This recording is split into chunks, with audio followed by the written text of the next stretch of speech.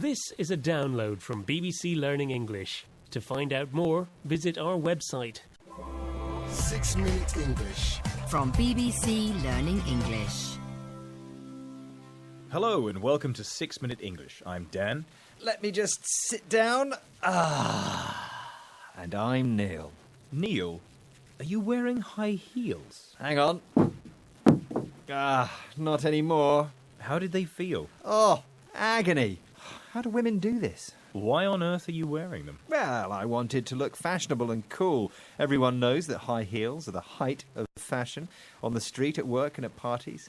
I'm ready for anything. I'm not so sure you're right there, Neil.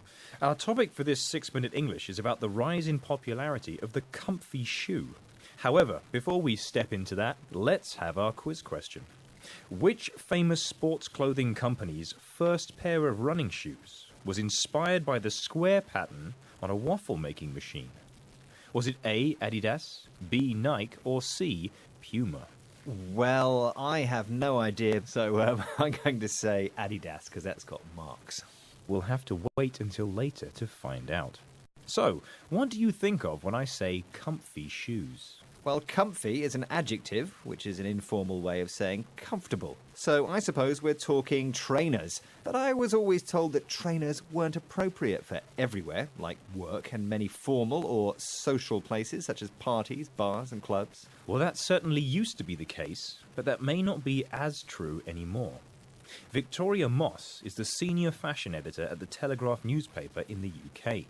Here she is speaking on BBC Radio 4's Woman's Hour about why trainers are considered more fashionable these days.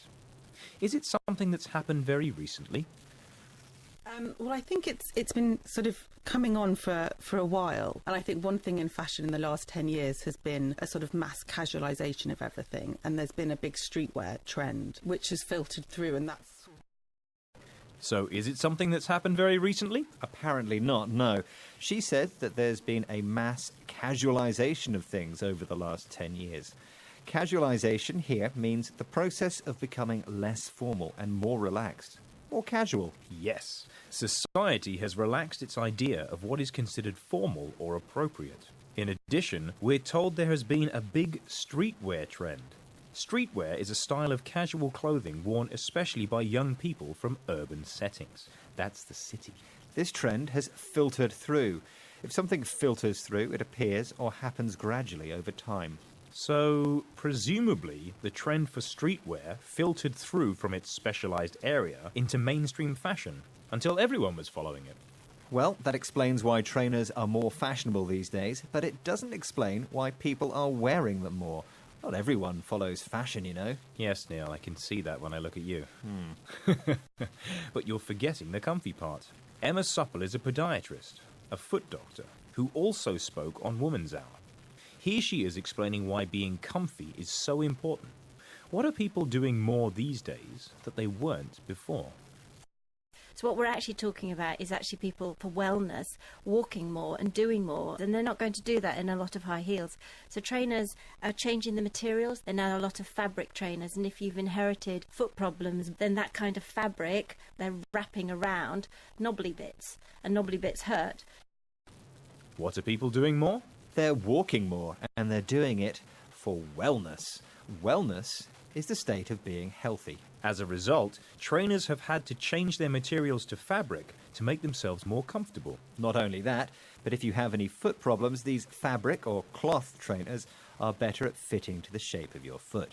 That means if you have any knobbly bits, they won't hurt as much, which makes trainers more comfortable for everyone. Knobbly is an adjective that means lumpy, having many raised areas on the surface. So it's the combination of a change in fashion and a change in materials that's made trainers and other comfy shoes more popular than ever, right? Exactly.